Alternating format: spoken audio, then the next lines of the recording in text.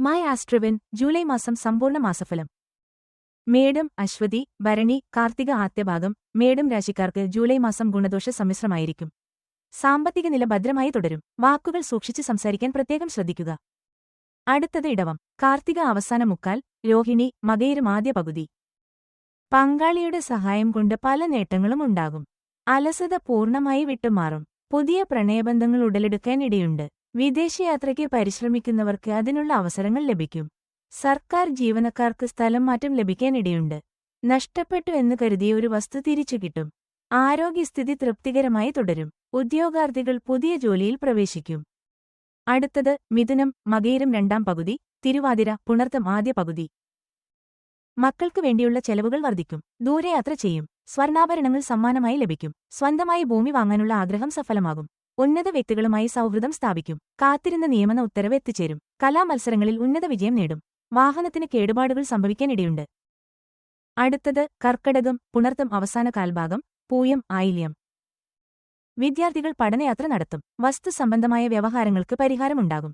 ഭാഗ്യം അനുകൂലമായ കാലമായി അനുഭവപ്പെടും. മുൻകാല പ്രാബല്യത്തോടെ ചില ആനുകൂല്യങ്ങൾ അനുവദിച്ചു കിട്ടും. പങ്കാളികൾ തമ്മിൽ അഭിപ്രായ ഭിന്നത ഉണ്ടാവാതിരിക്കാൻ പ്രത്യേകം ശ്രദ്ധിക്കുക. ദീർഘനാളായി കാത്തിരുന്ന കാര്യങ്ങൾ നേടിയെടുക്കും. അടുത്തത് ചിങ്ങം, മകം, പൂരം, ഉത്രം ആദ്യ കാൽഭാഗം. സൽക്കാരങ്ങളിലും മംഗളകർമ്മങ്ങളിലും പങ്കെടുക്കും. തുടർ പഠനത്തിന് വിഘ്നങ്ങൾ നേരിടും. ഏറെ നാളുകൾക്ക് ശേഷം കുടുംബാംഗങ്ങൾക്ക് എല്ലാം ഒത്തുകൂടാനുള്ള അവസരമുണ്ടാകും. പ്രവർത്തനരംഗത്ത് അലട്ടിക്കൊണ്ടിരുന്ന പ്രശ്നങ്ങൾക്ക് പരിഹാരമുണ്ടാകും. സാമ്പത്തിക സ്ഥിതി മെച്ചപ്പെടും. പൊതുവെ ഭാഗ്യമുള്ള സമയമായി അനുഭവപ്പെടും. അടുത്തത് കന്നി, ഉത്രം അവസാന മുക്കാൽ ഭാഗം, അത്തം, ചിത്തിര ആദ്യപകുതി. പ്രതീക്ഷിക്കാതെ പണം വന്നു ചേരും. സുഹൃത്തുക്കളിൽ നിന്ന് സഹായം ലഭിക്കും. ജോലിസ്ഥലത്ത് ചില വെല്ലുവിളികൾ നേരിടേണ്ടി വരാം. നേരത്തെ തീരുമാനിച്ച് യാത്ര നടക്കും. വിദേശത്തുള്ള മകൻ അവധിയിലെത്തിച്ചേരും. അപേക്ഷിച്ച വായ്പകൾ അനുവദിച്ചു കിട്ടും. തൊഴിൽ രംഗത്ത് അനുകൂലമായ മാറ്റങ്ങളുണ്ടാകും. മാസ അവസാനം കൂടുതൽ ഗുണകരമാകും. അടുത്തത് തുലാം, ചിത്തിര രണ്ടാം പകുതി ഭാഗം, ചോതി, വിശാഖം ആദ്യ മുക്കാൽ ഭാഗം. പണം വളരെ ശ്രദ്ധയോടെ കൈകാര്യം ചെയ്യുക. ഉദ്യോഗസ്ഥരിൽ നിന്നും സമ്മർദ്ദമുണ്ടാകും. എതിരാളികളുടെ ഉപദ്രവമുണ്ടാകാം. ഈശ്വരാധീനം കുറഞ്ഞ കാലമാണ്. പ്രാർത്ഥനകളും മറ്റും മുടങ്ങാതെ നടത്താൻ ശ്രദ്ധിക്കുക. പിരിഞ്ഞു കഴിഞ്ഞിരുന്നവർ തമ്മിൽ ഒന്നിച്ചു ചേരും. അലസത ഒഴിവാക്കി മുന്നോട്ടു പോകാൻ ശ്രമിക്കുക. ചെറിയ ആരോഗ്യപ്രശ്നങ്ങളും ഉണ്ടാകാം. അടുത്തത് വൃശ്ചികം, വിശാഖം അവസാന കാൽഭാഗം, അനിഴം, തൃക്കേട്ട. പൊതുവെ ദൈവാധീനമുള്ളതിനാൽ ആഗ്രഹിക്കുന്ന പോലെ പലതും നേടിയെടുക്കാൻ സാധിക്കും. ഭൂമി സംബന്ധമായ ഇടപാടുകൾ ലാഭകരമായി നടത്തും. പല പ്രശ്നങ്ങൾക്കും സ്വയം പരിഹാരം കണ്ടെത്തും. ബിസിനസ്സിൽ മെച്ചപ്പെടും. ആരോഗ്യസ്ഥിതി തൃപ്തികരമായിരിക്കും. മറ്റുള്ളവരുടെ പ്രശംസ നേടിയെടുക്കും. കുടുംബജീവിതം ഊഷ്മളമാകും. പുതിയ സംരംഭങ്ങൾക്ക് കാലം അനുകൂലമാണ്. അടുത്തത് ധനു, മൂലം, പൂരാടം, ഉത്രാടം ആദ്യ കാൽഭാഗം. നേരിയ ആരോഗ്യപ്രശ്നങ്ങൾ കാരണം ജോലിക്ക് തടസ്സം നേരിടാം. കുടുംബാംഗങ്ങളുടെ സഹകരണം പ്രശ്നങ്ങൾ പരിഹരിക്കാൻ സഹായിക്കും. സാമ്പത്തിക സ്ഥിതി കുറച്ച് മോശമാകാം. പുതിയ സൗഹൃദങ്ങൾ കൊണ്ട് നേട്ടമുണ്ടാകും.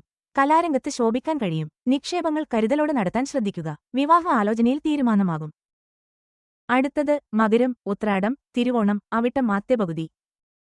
പൊതുവെ ഗുണകരമായ മാസമാണിത്. ബന്ധുക്കളുടെ സഹായം ലഭിക്കും. ബിസിനസ് ലാഭകരമാകും. കുടുംബത്തിൽ ഒരു മംഗളകർമ്മം നടക്കും. ആരോഗ്യം മികച്ചതായിരിക്കും. വരുമാനം വർദ്ധിക്കും. ആഗ്രഹിച്ച ചിലത് നേടാനാകും. പുതിയ ചുമതലകൾ ഏറ്റെടുത്ത് വിജയിപ്പിക്കും. ആരോഗ്യം തൃപ്തികരമാണ്. വിദ്യാർത്ഥികൾ തെറ്റായ പ്രവർത്തനങ്ങളിൽ നിന്നും വിട്ടുനിൽക്കുക. അടുത്തത് കുംഭം, അവിട്ടം രണ്ടാം പകുതി ഭാഗം, ചതയം, പൂരുരുട്ടാതി ആദ്യ മുക്കാൽ ഭാഗം.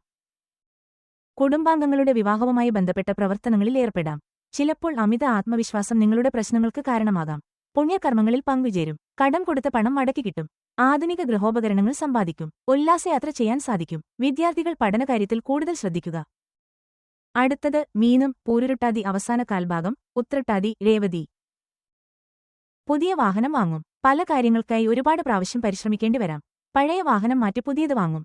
പ്രാർത്ഥനകളും വഴിപാടുകളും മുടങ്ങാതെ നടത്തുക. സുഹൃത്തുക്കളുമായി അഭിപ്രായ ഭിന്നത ഉണ്ടാവാനിടയുണ്ട്. അവിവാഹിതരുടെ വിവാഹകാര്യത്തിൽ തീരുമാനം നീണ്ടുപോകും. കുടുംബത്തിൽ സമാധാനവും സന്തോഷവും നിലനിൽക്കും.